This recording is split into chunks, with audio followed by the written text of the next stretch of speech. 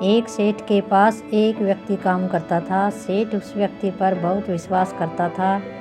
जो भी ज़रूरी काम हो वह सेठ हमेशा उसी व्यक्ति से कहता था।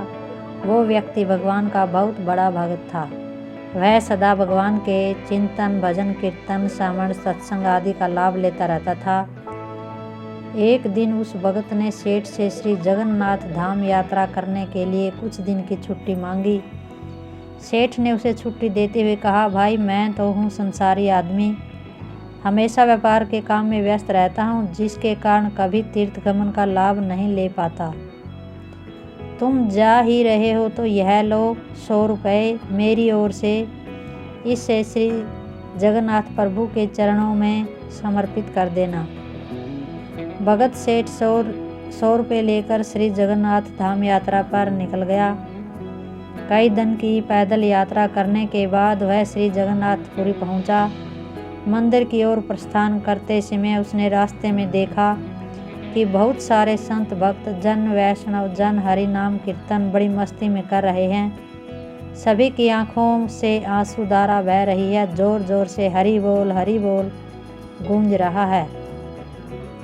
भगत भी वहीं रुककर हरि नाम संकीर्तन का आनंद लेने लगा।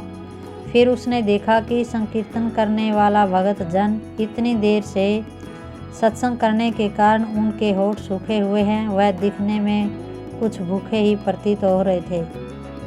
उसने सोचा, क्यों न सेठ के 100 रुपये से इन भक्तों को भोजन करा दूं। उसने उन सभी को उस 100 रुपये में से भोजन की व्यवस्था कर दी। सबको भोजन कराने के बाद उसे भोजन व्यवस्था में उसे कुल 98 रुपये खर्च करने पड़े। उसके पास 2 रुपये बच गए। उसने सोचा, चलो अच्छा हुआ 2 रुपये जगन्नाथ जी के चरणों में सेठ के नाम से चढ़ा दूंगा। जब सेठ जी पूछेगा तो मैं कहूँगा कि वह पैसे मैंने चढ़ा दिए। सेठ यह नहीं कहेगा कि 100 रुपये चढ़ाए। सेठ पूछेगा पैसे चढ़ा दिए, मैं बोल दूंगा कि पैसे चढ़ा दिए। झूठ भी नहीं होगा और काम भी हो जाएगा। वह भगत श्री जगन्नाथ जी के दर्शनों के लिए मंदिर में प्रवेश किया। श्री जगन्नाथ जी की छवि को निहारते हुए उसने अपने हृदय में उनको विराजमान कराया।